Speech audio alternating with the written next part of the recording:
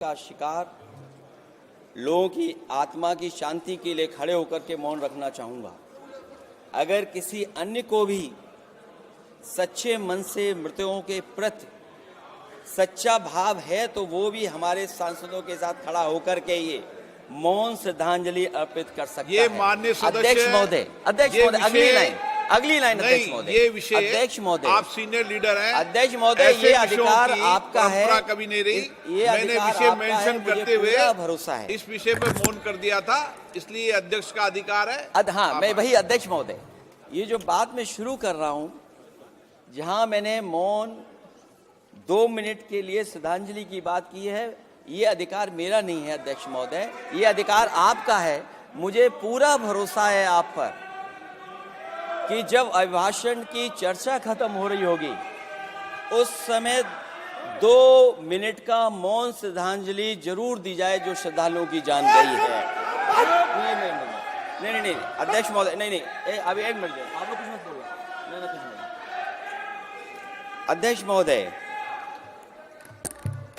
अभी तो अध्यक्ष महोदय मैंने बात शुरू नहीं की है, और जिन लोगों को तकलीफ है और जिनको दुख होना चाहिए उनके बारे में मैं, हालांकि वो बाद में कहना चाहता था महाकुंभ के बारे में, लेकिन अध्यक्ष महोदय क्योंकि बहुत सारे माननीय सदस्य ये सुन नहीं सकते हैं, इसलिए मैं बात वहीं से शुरू करता हूं। आप देश के परम अभिभावक होने के नाते हमारा आपसे अनुरोध है कि जहां सरकार बजट के आंकड़े लगातार दे रही है, और जब मैंने अभिभाषण पढ़ा अध्यक्ष महोदय, बहुत सारे आंकड़े सरकार ने दिए हैं। आंकड़े देने से पहले महाकुंभ में मरने वालों के आंकड़े भी दे दें। महाकुंभ की व्यवस्था के बारे में स्पष्टीकरण देने के लिए मेरी मांग है अध्यक्ष महोदय, सर्वदलीय बैठक बुलाई जानी चाहिए। महाकुंभ आपदा प्रबंधन व खोया पाया केंद्र की जिम्मेदारी सेना को दी जाए। महाकुंभ हादसे के शिकार लोगों की मृत्यु, घायलों का इलाज, दवाइयों, डॉक्टर, भोजन पानी, परिवहन की उपलब्धता का आंकड़ा संसद में पेश किया जाए। महाकुंभ हादसे के लिए जिम्मेदार लोगों पर, महाकुंभ हादसे के लिए जिम्मेदार लोगों पर घोर दंडात्मक कार्रवाई हो। जिन्होंने सच छिपाया है उनको दंडित किया जाए। अध्यक्ष महोदय, हम डबल इंजन की सरकार से पूछते हैं, अगर अपराध बोध नहीं था तो आंकड़े दबाए, छिपाए और मिटाए क्यों गए हैं? सच छिपाना और मिटाना भी तो अपराध है। इसका दंड कौन भुगतेगा अध्यक्ष महोदय? जहां इंतजाम होना चाहिए था वहां प्रचार हो रहा था। एक धार्मिक समागम में डबल इंजन का राजनीतिक प्रचार अशोभनीय है, निंदनीय है। इतने बड़े हादसे के बाद कम से कम अब तो वो होर्डिंग उतरवा देना चाहिए। अध्यक्ष महोदय, महाकुंभ की जो तैयारी हुई, जो हम लोगों ने जाना वहां पर, महाकुंभ न केवल 144 साल के लिए ये कहा गया, बल्कि ये भी कहा गया कि पहली बार धरती पर इस तरह का डिजिटल और जो आधुनिक चीजें हैं, टेक्नोलॉजी, उसका इस्तेमाल कर करके महाकुंभ होने जा रहा है। सीसीटीवी, ड्रोन, लाइव स्ट्रीमिंग के आधार पर जिनका दावा था कि वो डिजिटल कुंभ करा रहे हैं, वो मृतकों की डिजिट नहीं दे पा रहे हैं। एक तरफ तो जो लोग डिजिटल अध्यक्ष महोदय कहने को थकते नहीं हैं, लेकिन जब कुंभ में इतना बड़ा हादसा हो गया है तो यही सरकार डिजिट नहीं दे पा रही है। हमारे अपने लोग मारे गए हैं, जिसमें परिवार का हर रिश्ता दिवंगत हुआ है।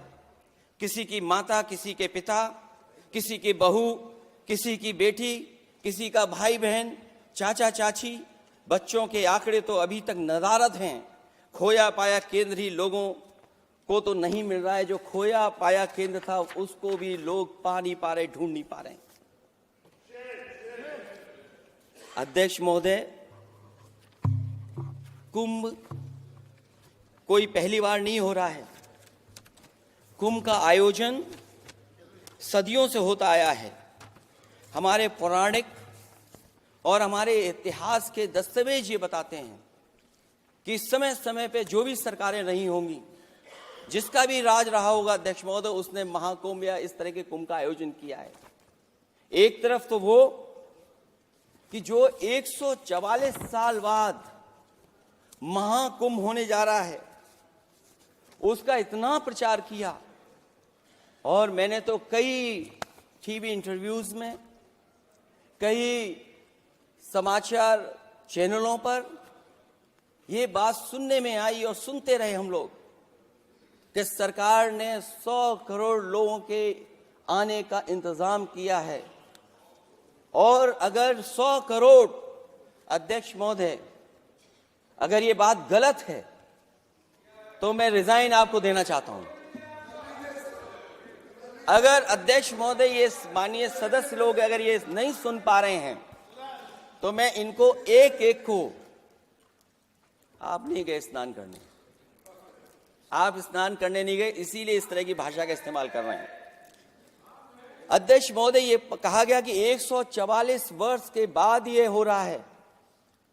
जहां तक मेरी समझ और जानकारी कहती है, जो एस्ट्रोनॉमी और एस्ट्रो चीजों को समझते होंगे वो ये स्वीकार करते होंगे जो भी कुंभ होता होगा वो 144 वर्ष के बाद ही होता होगा। लेकिन ये कहा गया कि नक्षत्र ऐसे हैं, तो मैं अध्यक्ष महोदय सरकार से कहना चाहता हूं कि सतयुग से लेकर के कलयुग तक ये सनातन परंपरा रही है कि संत महात्मा साधु समाज मुहूर्त के हिसाब से शाही स्नान करते हैं। उसमें नक्षत्रों के हिसाब से जो सहयोग बनता है वही शाही स्नान का मुहूर्त होता है। लेकिन भाजपा के राज में ये सनातन परंपरा टूट गई। पहले सरकार ने संत समाज को शाही स्नान रद्द करने का आदेश दिया, जिससे अनादिकाल की सनातन परंपरा टूटी। और फिर जब देश भर ने ये बात उठी, देश भर में ये बात उठी, तो उन्होंने हादसे को छिपाकर फिर से आदेश दिया कि अखाड़े शाही स्नान करने जाएं। इससे सरकार ने पावन मुहूर्त के स्थान पर अपने मनमाने समय पर स्नान कराने का आदेश दिया। बात उस दिन या तिथि की नहीं होती है, बल्कि निश्चित मुहूर्त काल की होती है। ये सनातन परंपरा तोड़कर इन लोगों ने अच्छा नहीं किया।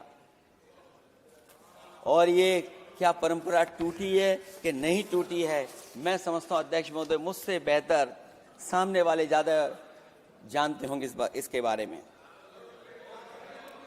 और जो लोग, अध्यक्ष महोदय, जो हम लोगों ने देखा वहां पर लोग पुण्य कमाने आए थे और अपनों के शव लेकर के गए हैं।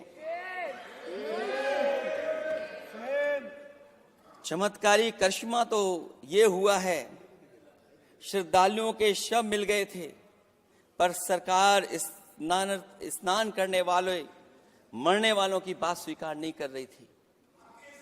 और इससे ऊपर ये बात जो वहां पर और हुई,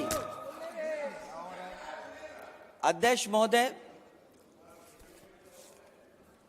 जब ये जानकारी हो गई कि कुछ लोगों की जान चली गई, लाशें हैं जो मोर्चरी में पड़ी हैं, अस्पताल में पड़ी हैं, उसके बाद सोचिए सरकार क्या कर रही है।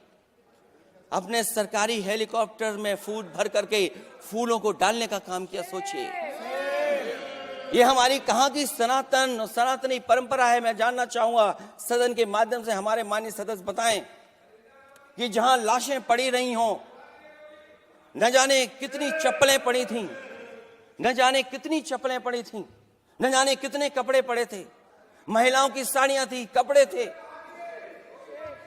लेकिन उनको कैसे उठाया गया? उन सबको उठाया गया जेसीबी मशीन से, ट्रैक्टर की ट्रॉली से। उनसे उठा करके कहां फेंका कोई नहीं जानता, लेकिन जब उनको लगा कि वहां से बदबू आ रही है तो यही सरकार के लोग छिपाने लगे हैं। यही आपका महाकुंभ का आयोजन था। और हर बात को छिपाने के लिए न केवल ये लोग मीडिया का सहारा ले रहे हैं, मीडिया का सहारा लेते लेते सुनने में आया है कुछ दबाव और कुछ स्वीटनर भी दिए जा रहे हैं जिससे उनकी खबरें बाहर ना आ जाएं। और अगर अध्यक्ष महोदय ये बात सब गलत है मेरी, अगर ये बात सब गलत मैं कह रहा हूं, तो अभी तो नेता सदन को अभी भाषण देना है। और मैं ये बात और कहना चाहता हूं, आप अपनी तरफ से जानकारी कर लीजिएगा।